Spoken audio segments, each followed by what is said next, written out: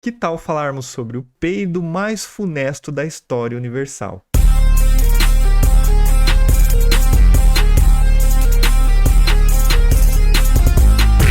Hoje eu tenho aqui para vocês uma breve reflexão sobre o peido. Isso, vocês não ouviram errado, é o peido, tá, gente?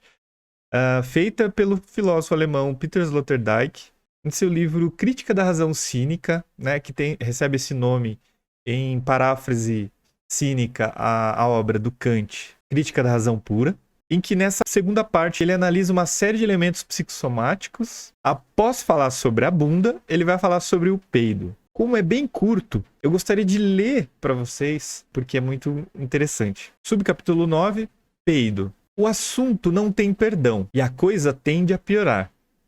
Lamento por todos os leitores sensíveis, mas não podemos deixar escapar o peido.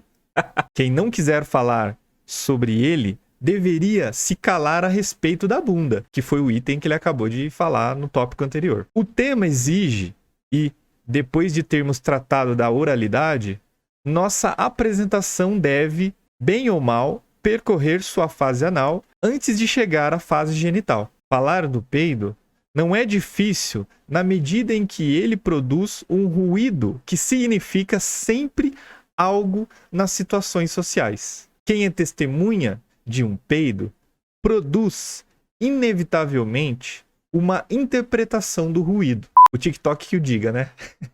No fim das contas, a semântica do peido é um problema bastante complexo, completamente negligenciado, de certo, pela linguística e pela teoria da comunicação. A escala de significações vai do incômodo ao desprezo, de intenções humorísticas à falta de respeito. Professores, oradores e público conhecem bem o suplício de não poder liberar em alto e bom tom uma flatulência urgente. Isso porque uma tal manifestação exprime algo que, na realidade, não queremos dizer. Poderia contribuir para uma simpatia maior em relação aos políticos se, ouvindo seus discursos, pensássemos frequentemente que eles talvez estejam justo naquele momento às voltas com a tarefa de conter um peido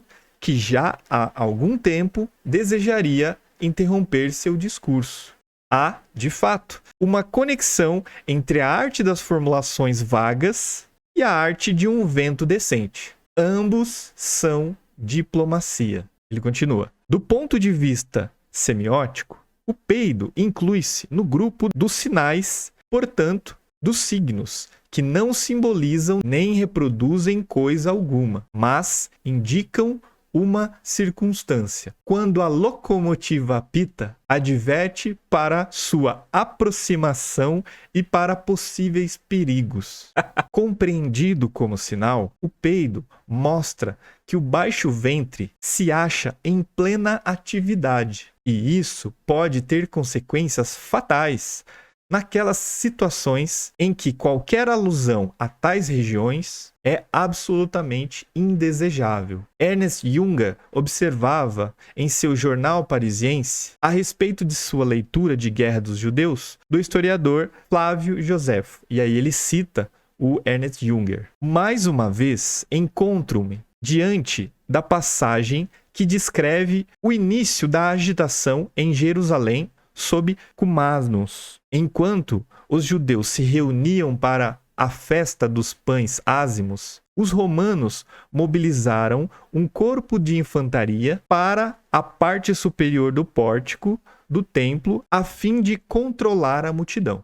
Um dos soldados levantou sua veste e, virando seu traseiro para os judeus, com uma reverência irônica, proferiu um som indecente correspondente à sua posição. Isso desencadeou um conflito que custou a vida de 10.000 homens, de modo que podemos aqui falar do peido mais funesto da história universal.